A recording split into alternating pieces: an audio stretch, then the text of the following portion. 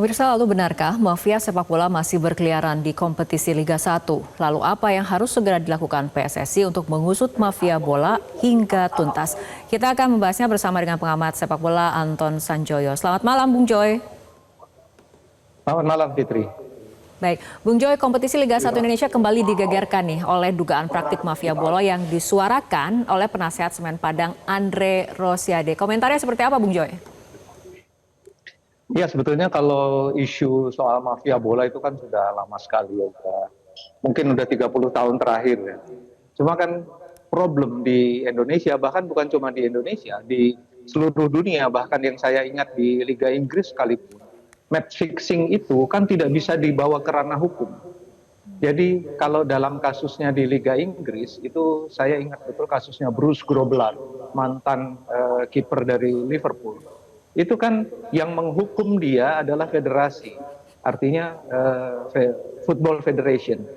Tidak bisa dihukum oleh pihak polisi karena tidak ada pasal yang bisa menghukum, kalau di Inggris ya, tidak ada pasal yang bisa menghukum pengaturan skor. Waktu itu saya ingat betul kepala polisi di London itu mengatakan siapa yang dirugikan dalam kasus match fixing. Ya kata penontonnya bilang ya kami penonton, ya jangan nonton, itu kira-kira. Nah di Indonesia sama juga sebetulnya.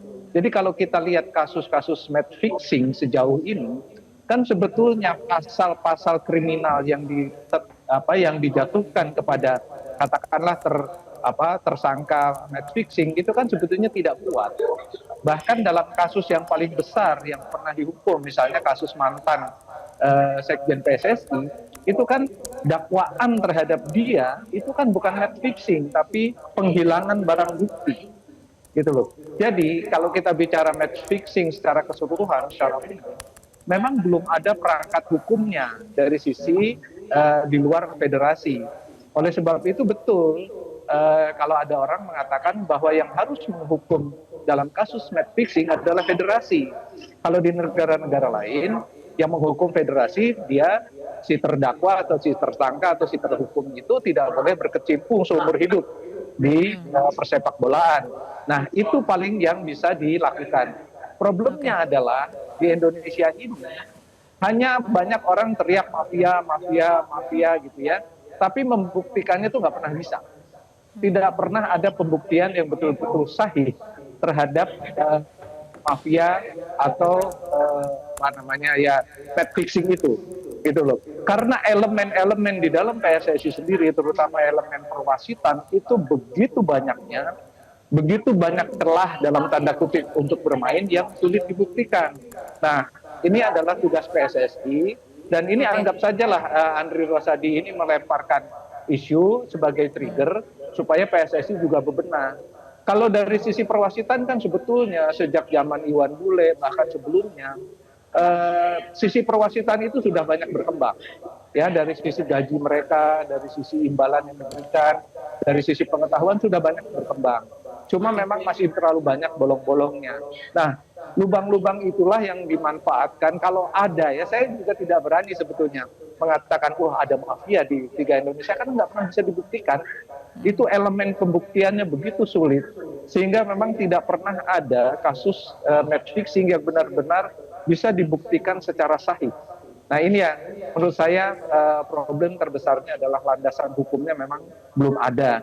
Dari sisi polisi juga belum ada. Baik. Dan dari sisi undang-undang negara hanya ada undang-undang keolahragaan nasional. Itu yang menjadi landasan. Jadi sisi kriminalitasnya nggak bisa diambil. Oke, baik Bung Joy, artinya ketika kemudian ada dua nama oknum yang disebut oleh Andre Rosiade yaitu inisial JN dan P yang disebut sudah bukan rahasia lagi.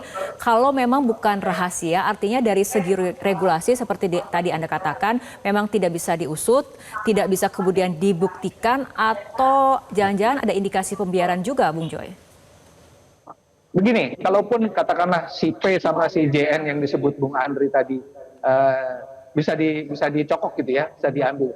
Kan yang pertama harus dibuktikan dulu apakah tuduhan itu betul. Ya kan? Untuk membuktikannya itu perlu waktu yang sangat lama dan butuh alat bukti yang betul-betul sahih. Alat buktinya apa? Gitu kan? Nah, kalaupun misalnya sudah terbukti, dilimpahkan ke polisi, polisi juga bingung. mau pakai undang-undang yang mana, undang-undang kriminalitas yang mana, undang-undang pidana yang mana, juga bingung. Oleh sebab itu, kalau di banyak negara memang yang menghukum adalah FA. Dalam hal ini kalau di Indonesia ya PSSI. Sehingga kedua orang tersebut kalau memang terbukti sah dan meyakinkan mereka adalah para pengatur skor, ya yang dihukum adalah mereka tidak boleh terlibat dalam persepak bolaan nasional. Nah, sebagai jalan tengah sebetulnya kalau soal perwasitan dan macam-macam itu betul kan sudah ada komisi wasit sebetulnya. Nah, komisi wasit inilah yang harus diperkuat supaya pasukan mereka di lapangan, satu, mereka bekerja dengan integritas yang sangat tinggi, dan yang kedua, mereka betul-betul bekerja sesuai dengan rule of law dari permainan.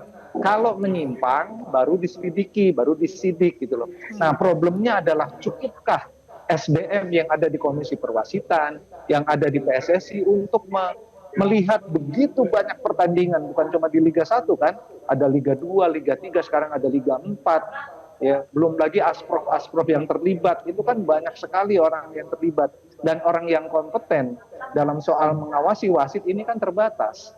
Nah, ini menurut saya dari sisi sumber dayanya saja untuk memberantas, katakanlah kalau ada, saya nggak berani sebetulnya menyebut ada mafia karena nggak pernah bisa dibuktikan. Nah, kalaupun ada, itu begitu banyak sumber daya yang harus dikerahkan untuk mencegah terjadinya match fixing. Nah, ini yang saya kira perlu dipikirkan oleh Erick Thohir dan kawan-kawan ke depannya, supaya pertandingan betul-betul paling tidak bersih lah gitu dari skandal-skandal, katakanlah kesalahan wasit atau apapun, karena elemen di dalam sepak bola dalam match fixing itu ribuan, banyak sekali. Sehingga memang saya yakin PSSI juga nggak akan sanggup untuk mengawasi semuanya. Kira-kira begitu. Oke. Baik, Bung Joy, tapi PSSI kan juga diminta untuk tidak lepas tangan dan menyerahkan sepenuhnya kepada PT Liga Indonesia Baru sebagai operator kompetisi. Nah, menurut Bung Joy, bagaimana kemudian PSSI ini harus merespon dengan langkah yang konkret? Saya kira memang PSSI tangan mereka ada di PT Liga juga, ada di Komisi Wasit. Jadi menurut saya responnya ya harus segera bebenah ya, dalam arti Komisi Wasit ini juga banyak sekali permainan lah di sana. Permainannya itu di wilayah abu-abu ya, kalau saya boleh katakan kepada Anda. Semua itu seolah-olah sesuai aturan. Misalnya penunjukan, penugasan dan macam-macam. Itu penugasan wasit itu juga mengandung unsur-unsur yang bisa dipermainkan oleh komisi wasit gitu loh. Jadi kalau komisi wasitnya tidak terlalu berintegritas atau integritasnya rendah, ya pasti akan banyak sekali permainan. Karena paling mungkin adalah mempermainkan hasil pertandingan itu lewat wasit gitu loh. Kalau lewat pemain itu lebih susah lagi dibuktikan, karena harus ada pembuktian yang sah bahwa pemain ini memang melakukan sesuatu yang mencurigakan dan berdampak pada hasil pertandingan. Cuma itu dari dulu nggak pernah bisa dibuktikan gitu loh, karena elemen di lapangan itu terlalu banyak. Sehingga kemudian memang saya tahu persis bahwa PSSI pun tidak bisa berbuat banyak. Tangan dia hanya ada di komisi wasit, dan saya rasa komisi wasit harus segera bebenah, karena banyak sekali unsur atau elemen yang bisa membuat kejadian pengaturan skor itu berlangsung. Nah, itu saya kira itu tugasnya PSSI. Oke, baik. Terima kasih Bung Joy telah berbincang bersama kami malam hari ini dalam Prime Time News. Jelajahi cara baru mendapatkan informasi. Download Metro TV Extend sekarang.